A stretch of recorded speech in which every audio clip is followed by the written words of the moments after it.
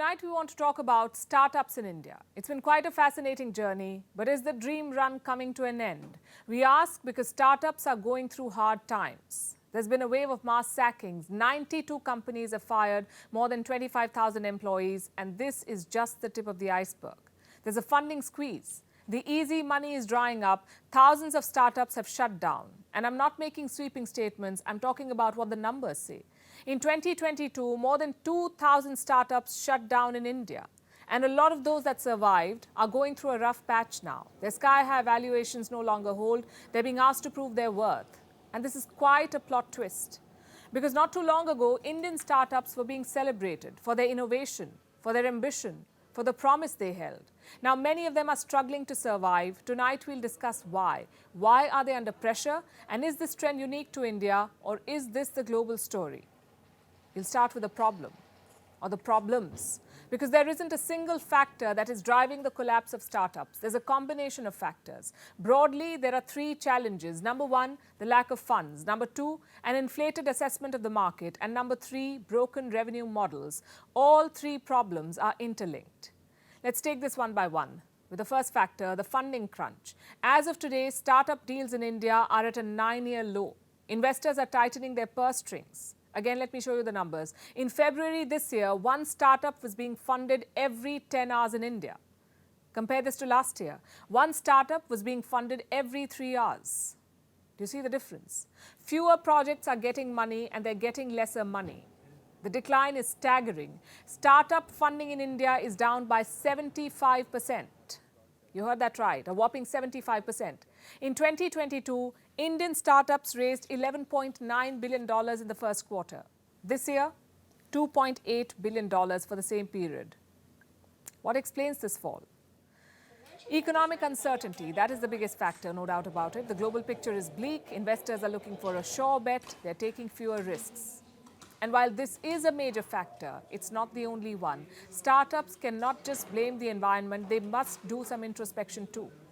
Because the harsh economic climate has exposed their weak spots. That's the second factor on our list. They misjudged the market. Startups, especially internet companies, often talk about how big India's population is. 1.4 billion people, a growing middle class, increasing purchasing power. All of this is listed as an advantage. And companies raise money on the potential of India as a rising economic power, as a major marketplace, which it is. But they may have oversold it.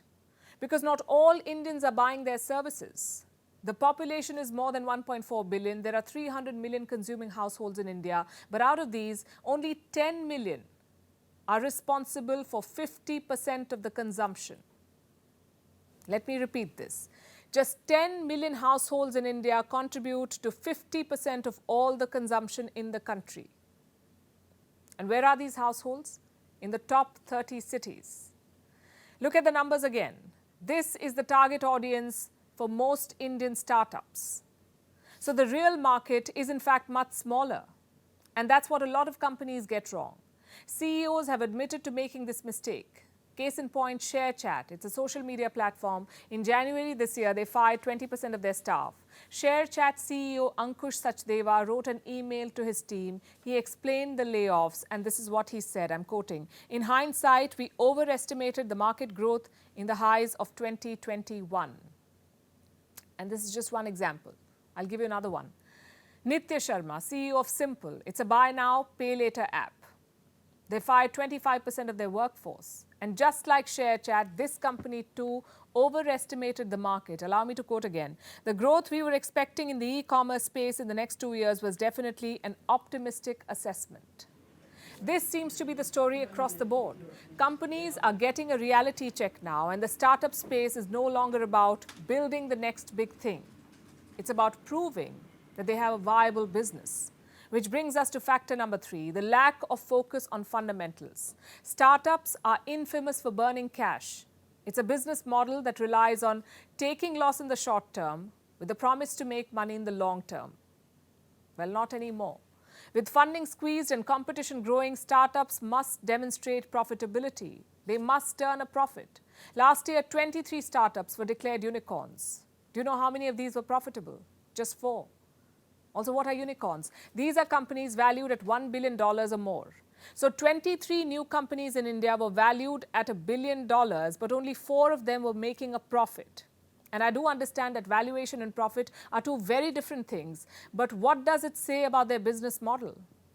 With economies under pressure, investors want to see better books, especially for startups that have been funded before. And here's another figure worth noting. Late-stage startup funding has fallen by 52%.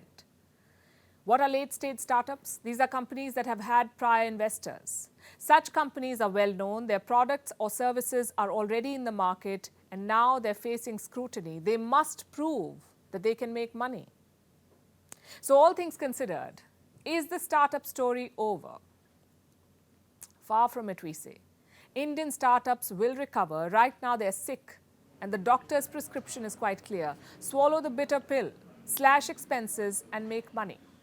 That's the only way to survive in this business environment. And this is not unique to India. Startups are struggling the world over. In the US, investments in startups have dropped by 31%. In Europe, 45 startups have lost their unicorn status. Same story in Africa. For the first time in almost 3 years, funding for African startups has dipped below $100 million. So there's pain across the board. But as they say, the obstacle is the path and the fittest will survive. You need a leap of faith to start a company, and you need a good balance sheet to keep it running.